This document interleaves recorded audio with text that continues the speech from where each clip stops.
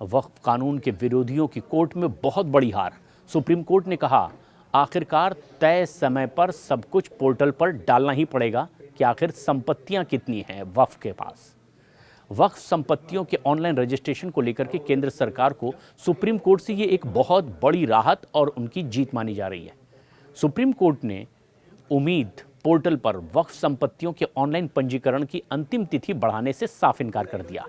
Supreme court ने साफ कहा कि जिन पक्षों को इस प्रक्रिया को लेकर के कोई आपत्ति है या शिकायत है, वो संबंधित वक्फ ट्रिब्यूनल के सामने अपना पक्ष रख सकते हैं।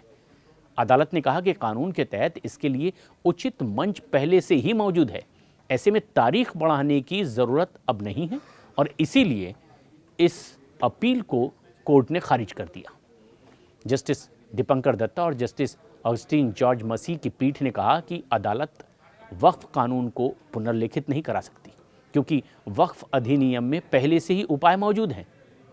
पीठ ने सॉलिसिटर जनरल तुषार मेहता की दलील को भी रेखांकित किया है, जिसमें कहा गया कि हर मुतवल्ली ट्रिब्यूनल जाकर के मामले के आधार पर राहत ले सकता है। सुप्रीम कोर्ट ने all India Muslim personal law board और AIMIM के नेता असदुद्दीन ओवैसी और कई और दूसरे पक्षकारों की उन याचिकाओं पर यह फैसला दिया है कि समय सीमा नहीं बढ़ाई जाएगी, वक्फ को तो पोर्टल उम्मीद पर सारी संपत्ति का ब्यौरा डालना पड़ेगा।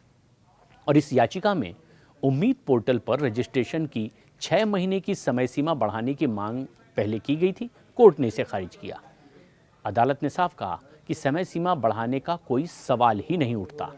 ज़रूरत अगर है तो अपनी बात और मांग ट्रिब्यूनल के सामने रख सकते हैं। सुप्रीम कोर्ट ने इससे पहले 15 सितंबर को इस मामले पर बड़ा फैसला सुनाते हुए वक्फ संशोधन अधिनियम 2025 पर पूरी तरह से रोक लगाने से साफ इनकार कर दिया था। कोर्ट ने हालांकि कुछ प्रावधानों पर रोक लगाई थी, जैसे कि वक्फ बनाने के लिए 5 साल तक इस्लाम का पालन करने वाली शर्त। अदालत ने यह भी कहा था कि वक्फ बाय यूज़र की अवधारणा हटाने में कोई प्रारंभिक ऐसी असंगतता नहीं दिखाई देती और सरकारी ज़मीन कब्जाने का डर तथ्यात्मक बिल्कुल नहीं लगा।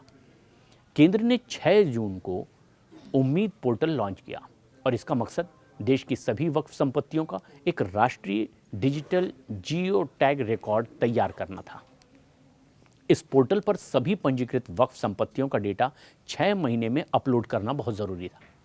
याचिकाकर्ताओं का कहना है कि देश भर में हज़ारों संपत्तियों का रिकॉर्ड इतने कम समय में अपलोड करना मुश्किल है, इसलिए समय सीमा बढ़ाई जानी चाहिए। हालांकि अदालत ने साफ कर दिया कि समय बढ़ाने की ज़रूरत ही नहीं है और कानून में उपलब्ध उपायों का पालन किया जाना चाहिए। अगर आपको आपत्ति है तो ट्रिब्यूनल जा सकते हैं। तो इस तरीके से जो इस कानून में समय की बात को लेकर के विरोध कर रहे थे, सुप्रीम कोर्ट में उन्हें मुंह की खानी पड़ी और उनकी बात को खारिज किया गया और फिर ये तय हो गया कि समय पर ही आखिरकार वक्फ की संपत्तियों को इस उम्मीद नाम के पोर्टल पर डाल करके ज़माने के सामने जाहिर करना होगा।